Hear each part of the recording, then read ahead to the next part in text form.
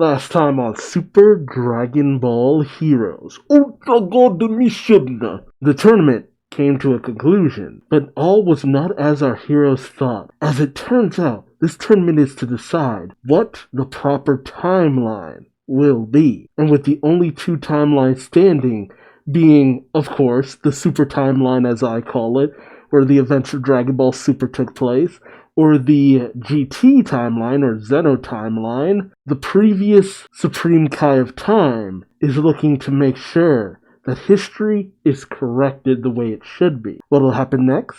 Let's find out. Let's see. From across countless space-times, fated warriors collide. Oh hey, you get Xeno Trunks versus Tapion. Team 2 Time Patrol, Trunks Xeno. Team 3, the hero of planet Konath, Tapion. Tapion and Trunks do battle, clashing blows.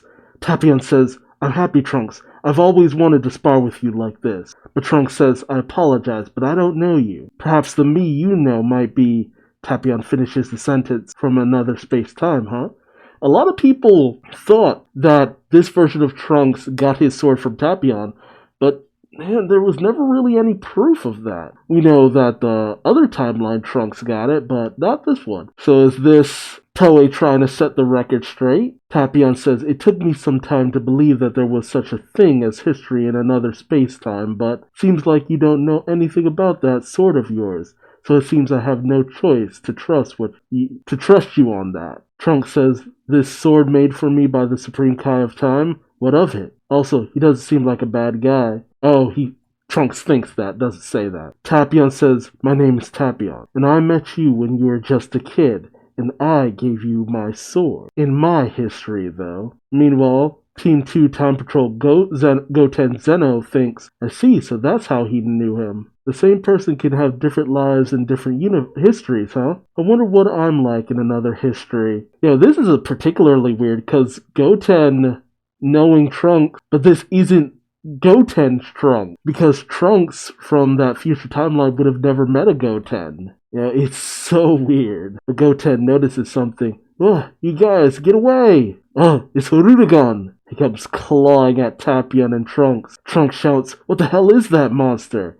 Tapion responds, Harudagon! It's the demon who destroyed my planet, Konats. And as Tapion and Trunks dodge the attack from Harudagon, he says, but we defeated and destroyed him. Is he from another history too? Let's call off the spar for now, Trunks, as Tapion goes in with Brave Smash, striking Harudagon in the chest. But Harudagon swipes at Tapion, and Tapion says, damn, right, this thing only reveals itself for a split second when it attacks. Trunks then goes in and transforms into his god form and strikes with Burning Breaker Ultimate Slash, slicing up Harudagon something fierce, and then the creature disappears. Tapion is shocked and says, what swift swordsmanship? Goten cheers and says, way to go, you're so cool, Trunks, and he accidentally strikes at one of the time fairies, and because of that, the whole entire team disappears, much to the shock of Goten. And as Tapion lands, he says that Harudagon was from a different space-time, but it was quite strong. And as he looks back, he notices that Trunks has vanished. Ooh. Meanwhile, in a part of the forest that is on fire, an announcement comes across. Team 2's contestant Trunks and Team 3's contestant Tapion have defeated the giant intruder Harudagon. Meanwhile, we have Team 5, Evil and Proud Saiyan Turles, versus Team 10, Wandering Saiyan Raditz. Turles says, finally, that big bug is gone. Now we can fight without any interruption. I want to say Turles again. And their faces are different. It's very clear here, at least through this art style, that their faces are different. Raditz has more of a pointed chin.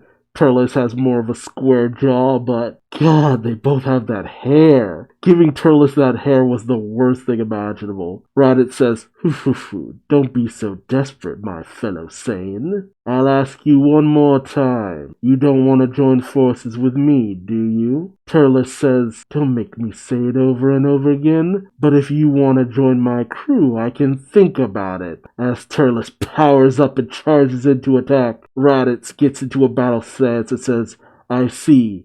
The only thing left for fools who refuse the offer to join us is to die, as he powers up into Super Saiyan 3. Raditz then continues on, I'll show you this before you die. I was sucked into the cracks of time and wander through numerous ultimate dimensions.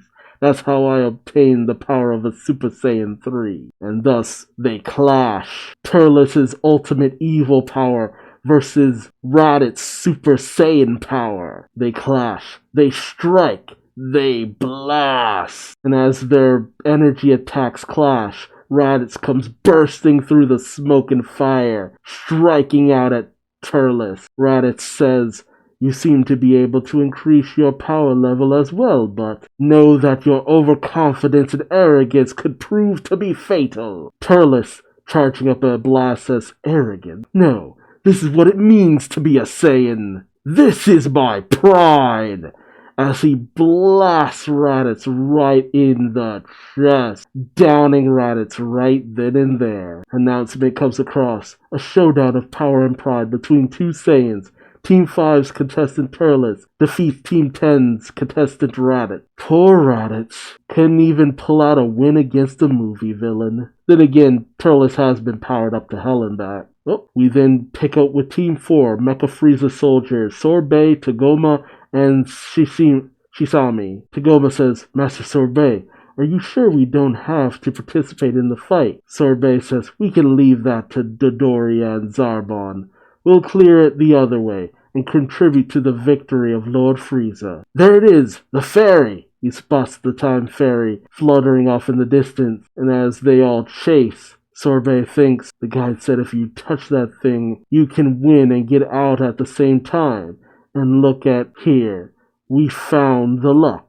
Oh, only for a blast to come racing by Sorbet, capturing the time ferry in a cube. And, of course, that gives it away of who it is, as a distant voice says, if you touch the ferry, you survive this. Survival, huh? Ooh, that grammar. I didn't know of this secret rule. Yep, it's Heart. Team 5, God Hater Heart. He says, what an interesting thing to hear. Sashimi says, damn it. Heart says, sorry, but we're out of here. Only for something to come crashing down behind him. It's Team 5 Evil Saiyan Cumber. As he says, don't touch it yet. I want to fight them. Sorbet is shocked and says, there are two Lord Friezas? As Team 5's Evil Emperor Golden Frieza holds Mecha Frieza up by the neck and says, the last of the remaining vitals will be theirs. Heart turns around and says, well, they're mortals too, so try not to kill them. And in the lineup for Team 5, we have Team 5, Evil Genius Scientist, Dr. W. It's Wheelo. Team 5, Frieza's brother, Golden Metal Cooler. Team 5, Ultimate Android, number 17. The announcer then declares, the first round of the Super Space-Time Tournament ends now! The third team to win the tournament after successfully eliminating all other teams is Team 5. Congratulations, you guys. As Cumber has decimated Tagoma and Sashimi, holding up Sorbet by the throat as he says, I give up. And so they're also transported back. As Goku cries out, hey Heart! The winners are Team 1, Team 2, and Team 5. With Team 1, Vegeta looks over at Team 5 and thinks Turles. Piccolo says Frieza and Cooler are also here. A strange team-up. Yamcha then immediately wakes up and says, did I just hear Frieza? As Gohan says, Yamcha. Meanwhile with Team 2, Goten says, who's that person in the cloak? Pointing over to the person who is obviously Kranoa. As Trunks says, the Supreme Kai of Time said he was a special helper. As Team 2's Gohan says, glad you're okay. I was looking for you, Pan. While Pan is fawning over Hit of all people as she thinks, my prince is still here. Meanwhile, Heart thinks to himself, apparently by not going back to hell, it looks like they've fallen off the axis of history they were on. Who's he thinking of specifically? And thus, the previous Supreme Kai of Time shows up and says, once again, congratulations to the warriors of each history. Sorry I'm late, but I'm the organizer of this tournament, Eos. Trunks thinks, Eos. And then he cries out, You're the one who plundered the time scrolls from the time nest. What are you up to gathering warriors from the scrolls? Eos then brings out all of the time scrolls. It says, what I'm up to? I'm just trying to bring history back to the way it should be. Turles pauses. It says, the way history should be. And Hearts, being a god-hater, says, is she a god too? Eos then continues, just think about it. Wouldn't you consider it to be strange for there to be a world where the same people live differently and evolve differently? There can only be one history that exists. An increased number of histories distorted time and space and interfere with the flow of other space-times. She's mostly talking about all the interference from the time breakers. False histories are a hindrance for true historical progress. I don't know why I have such a hard time reading that. Gohan then says, what a horrible thing to say. There are people living in those histories. Eos says, don't measure things by mere mortal standards. All that matters is balance. The current Supreme Kai of Time is too lenient, so I'm taking it over and erasing them for her. No luck, no ability, and no false histories, as she burns away all the other alternate timelines. This is actually an interesting plotline, with all the convergences and timelines that have happened, especially because of the time breakers. You have had alternate timelines. You have had the timeline that leads into Dragon Ball GT, the timeline that leads into Dragon Ball Super, and the timeline essentially from the movie. But because of the interference of Toa, Mira, Fu, who knows how many countless timelines are out there. So a Supreme Kai of Time who wants to just trim the fat essentially makes a lot of sense to me. I'm just not sure where all of this is going to go to. Will Eos need to be defeated? Will she see the error of her ways?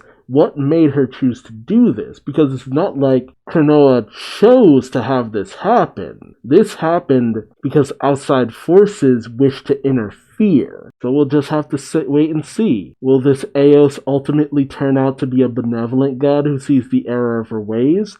Or is she crazy and does she need to go down? Let me know your thoughts in the comment section below. Would you have liked to have seen more fights during this supposed tournament? And which is your favorite team? Let me know that more in the comment section below. If you like this video, subscribe so you don't miss out on the next one. Or don't. I ain't your daddy, but I still love you like one. Until next time, I've been Duuz-Diz-Din and hope to see you in the next video. Until then, bye-bye.